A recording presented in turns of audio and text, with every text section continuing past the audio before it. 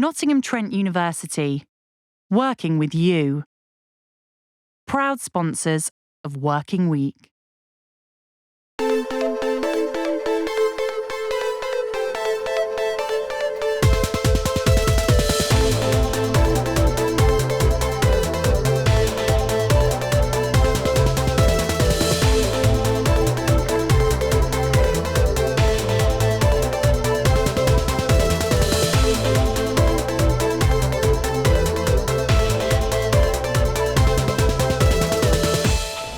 On Working Week this week, Des has a close shave with the hairdresser, bringing hipster skills to Nottingham.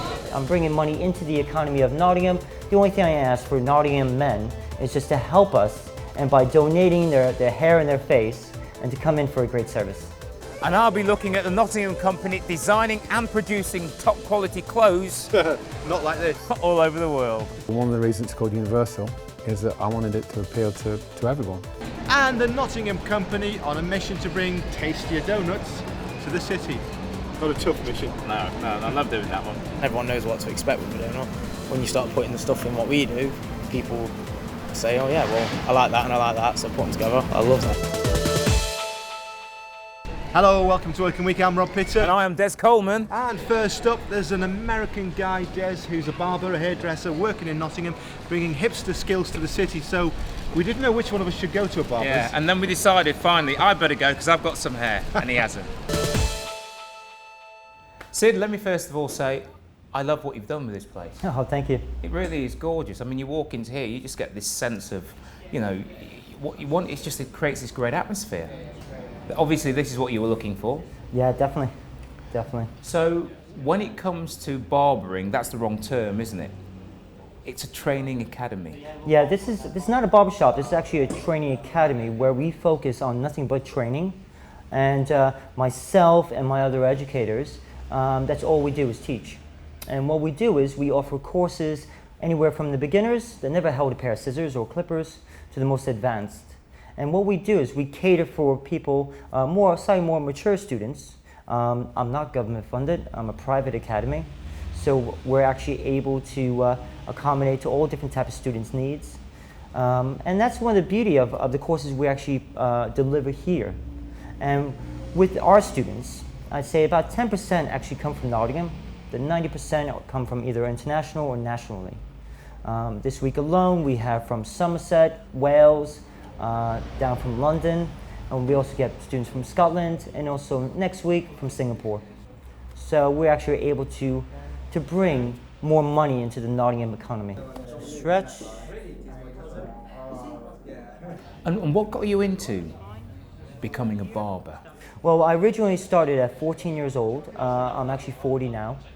And it was really my mother's suggestion, because you know, at that age in Brooklyn and everything, you're on the streets and everything, acting up. And she thought, one, you know, a good point for myself to get a job, and to also have a respectable job. And back then, barbering wasn't seen as a creative industry or anything. It was just seen as a respectful job to have. And so I actually got an apprenticeship in an old school Italian barbershop in New York, and that's where I did my training. As you can see, the whole place has come alive. We've got people that have come here to be trained and others that have come to get their hair and beard trimmed. Let's have a chat and see what they think about Sid. The guy's a genius. I'm a barber. I came here for training and I loved what I saw. And the stuff that I learned, I took back to my shop and it improved my business no end. So what is it about Sid that makes you call him a genius? The guy has got insight, he's got flair, and he's got genuine talent. The stuff that he does is inspirational. He leaves you with an understanding of the craft and a passion to do the craft.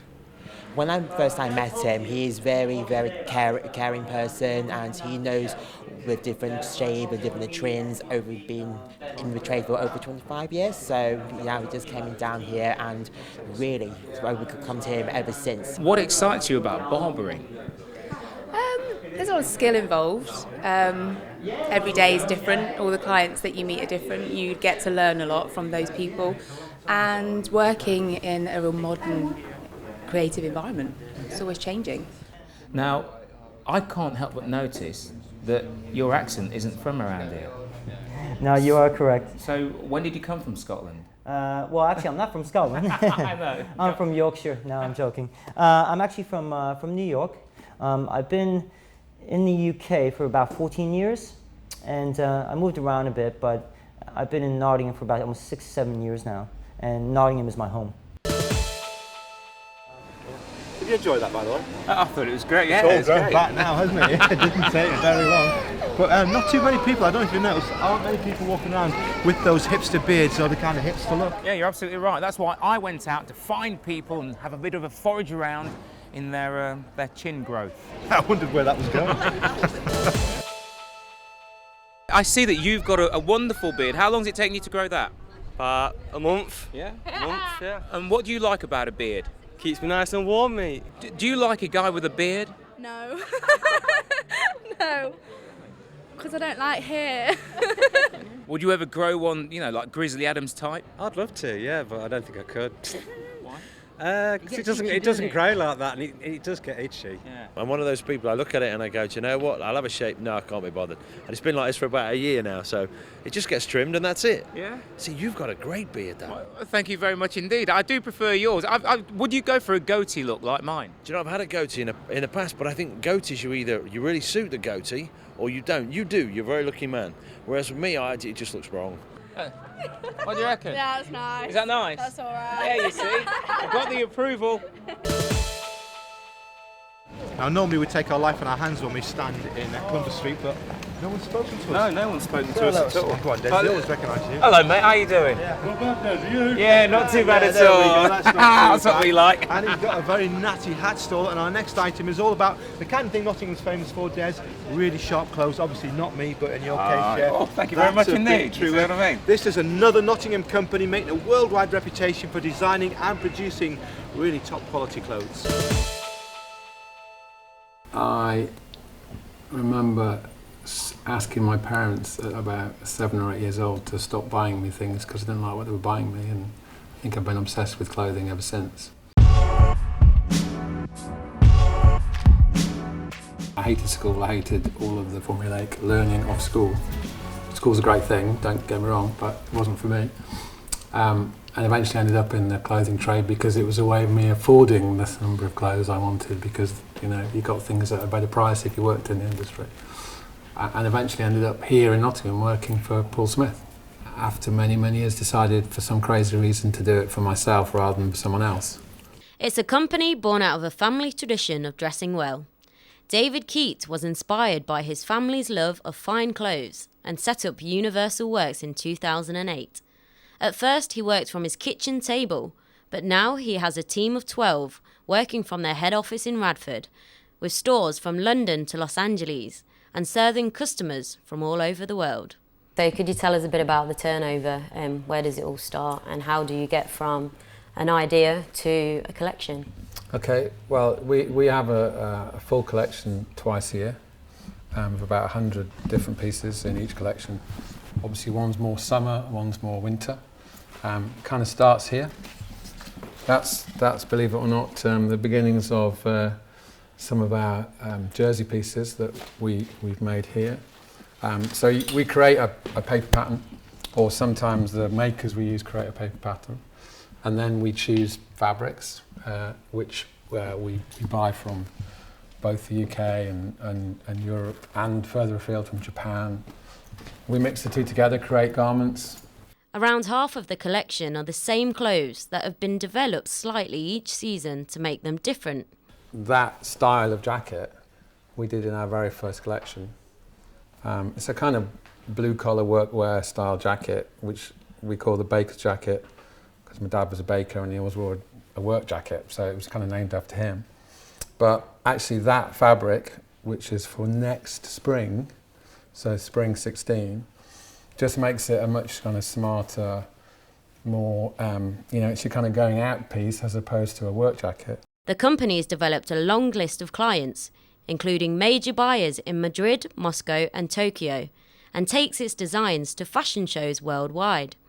It prides itself on working with creative talent here in Nottingham. One thing we try and do as a team is speak in a language or convey an idea that will make the clothes easier to understand.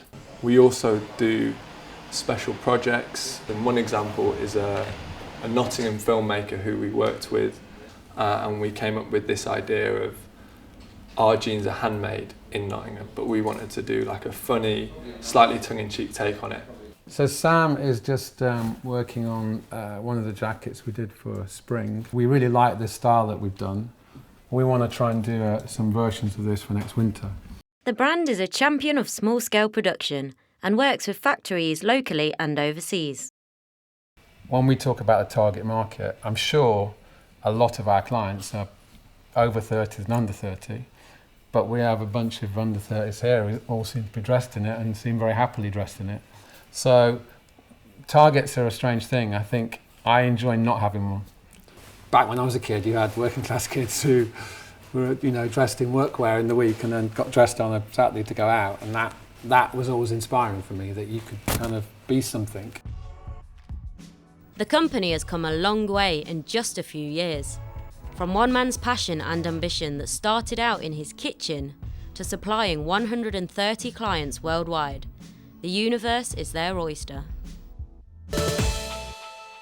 That's it for now. Whilst Des carries on talking to Martin, in the second half, we'll be looking at a Nottingham firm that's making a business out of doing clothing alterations, and Martin knows what we're doing as well. Yes. Come on. Doughnuts, Martin. Oh, yes. Yeah, company in Nottingham who makes a lovely Styrotran on Clinton Street East. They're perfect. And it's just round the corner. And it's just round the corner. We love it. See you later. Yeah.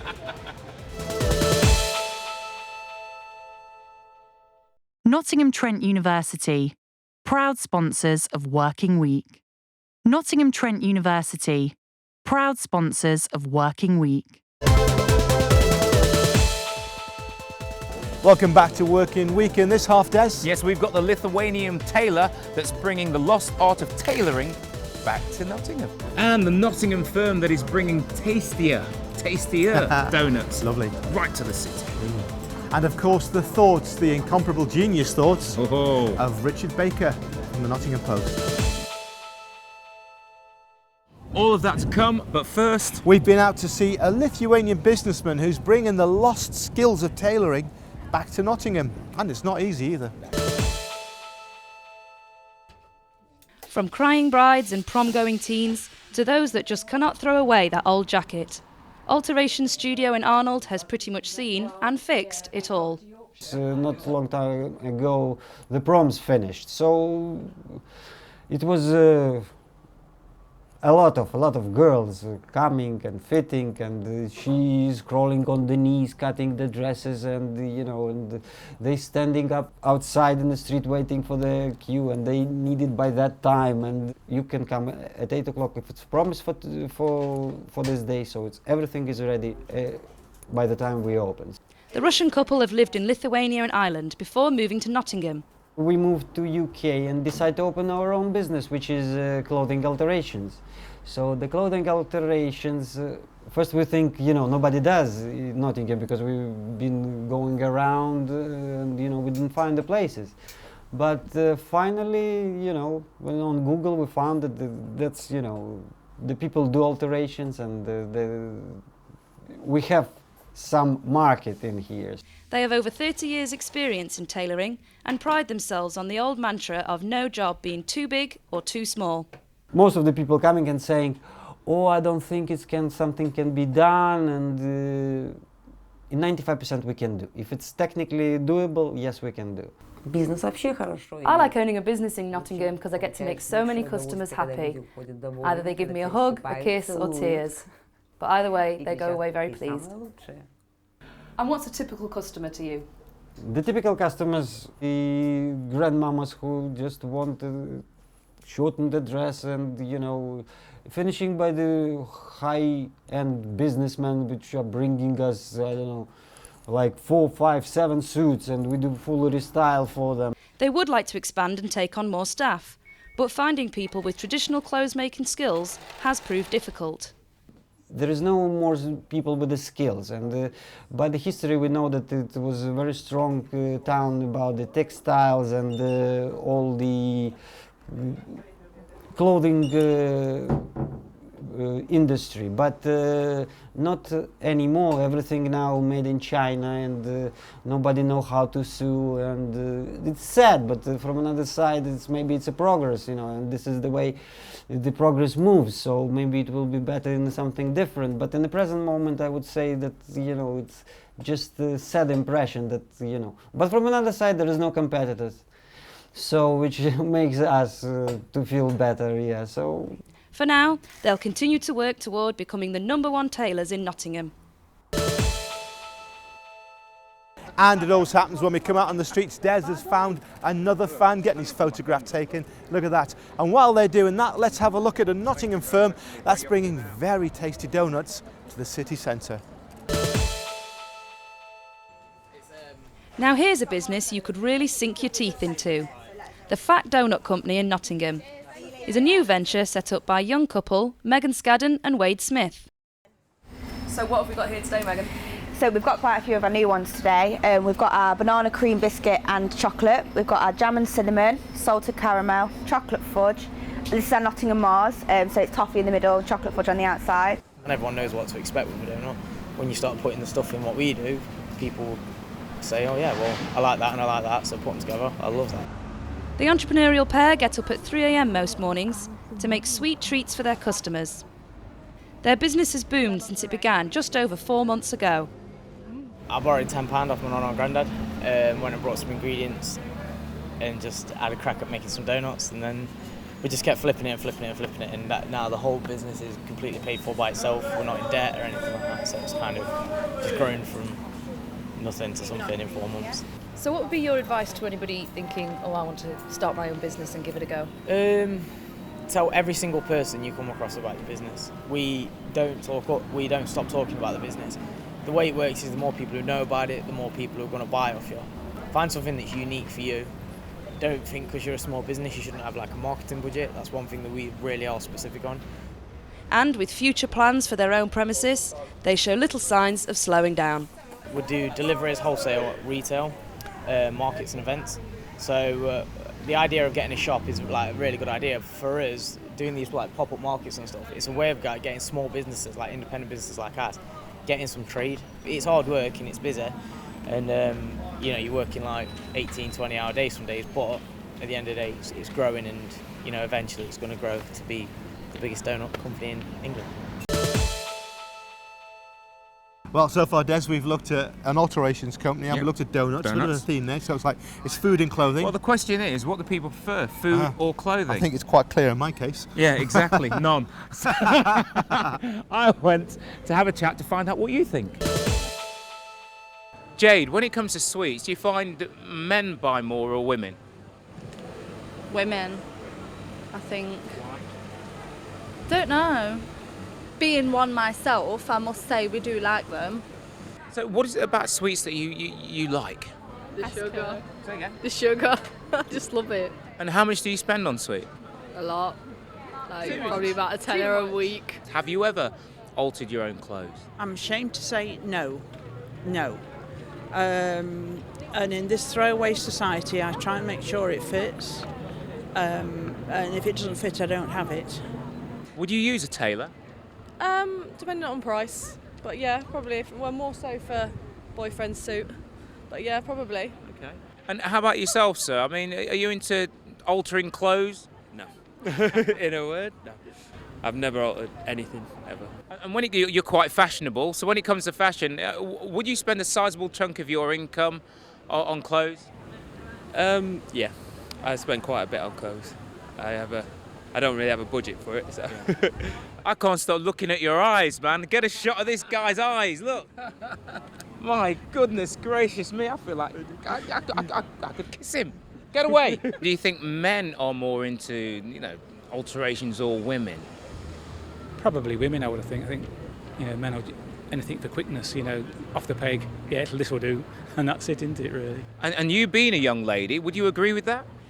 Yeah, I think, I mean, I've never done any tailoring at all, but then I think it's good if we're taught to do that. Everybody's had donuts. I mean, what do you like about them? I like the ring donuts with the pink icing on and sprinkles. They're sweet and they're nice. When they're made right, they're nothing better at the time, Some people are thinking that they should fill the hole in. Only if it's the right filling. Otherwise, I like a nice plain donut. What about a donut that was just the hole? That'd be a waste of time. And we found another viewer. This one's Charlie. How are you, Charlie? Very well, thank you. You've got a great smile, Charlie. Oh, thank you, Des. Go on, tell them what's coming next then. Richard Baker from the Nottingham Post. Told you she was a viewer. Perfect.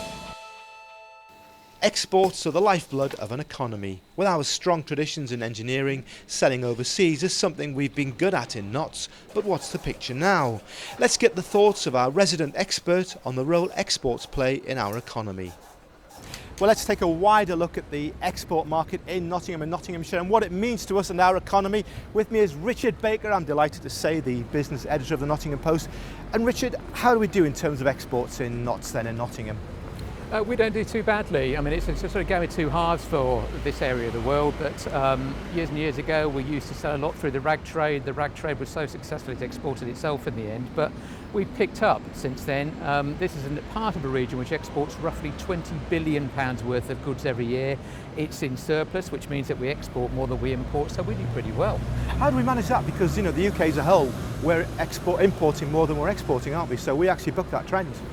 We do it because we're particularly strong in two things, which is technology and ideas. That though Rolls-Royce isn't part of Nottingham, we tend to benefit from the fact that we've got a huge international manufacturing business in this part of the world. All it takes is for Rolls-Royce to sell 10, 20 jet engines, and you can see the East Midlands annual export figures absolutely go through the roof. They really do literally take off. Then again, that we've got ideas that get exported. We've got some very clever professional services firms. Great example, there's a theme park called Ferrari World in Abu Dhabi. Would you believe it? It was designed here in Nottinghamshire by an architect called Benoit. And you mentioned in there that, you know, we actually ended up exporting the rag trade abroad. All the jobs went abroad. So what do we do instead? What's in its place? It tends to be sort of fairly small things. Often as not, you can't see them. These days, you know, the days when we sort of exported big manufacturing things, well, beyond Rolls-Royce, we don't do real much of that at all. It does tend to be towards the ideas end of the spectrum. Our universities, for example, they export education. University of Nottingham, great example. It's opened a campus in China. That's earned a lot of money for this city. Chinese students who come here, they're spending north of 30, 40 million pounds a year in this city. So that's exporting of another kind, but we'll take all the money we can. It's funny because as you said that, I'm sure that there's a whole load of Spanish children went past us, and that's the kind of thing that we're looking at now, isn't it? That kind of soft power things you can't really see or feel. It's two-way trade, and this is a city that works quite hard to try to make that happen. But we've got relationships in Nottingham with three parts of the world, China, India and Germany, twinning arrangements that have blossomed into trade arrangements, and who knows where they'll lead us in the long term. And in our next programme, we'll be looking at a Nottingham manufacturing company that's launched a big export drive to India. Now we sell into multiples of industries. We sell into the rail industry, we sell still into mining industry, although there's very little left now in the UK. We sell over in India, a lot of mines over there, and a lot of development going on over there for mining industry. We'll also be finding out what help is available to companies in Notts looking to sell abroad. So that's it though, Des, but what a great programme. We've had hipsters. Donuts, love the donuts. Yeah, and clothing alteration company. Best of all though, the viewers. Yeah, viewers. Fantastic. The viewers. Love meeting you, so if you ever see us out on the streets of Nottingham in the rain, buy us a drink. Yeah, buy us a drink. Buy him 2 drinks. See you next time. Take care.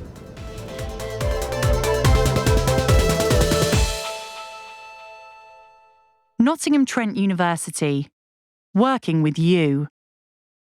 Proud sponsors of Working Week.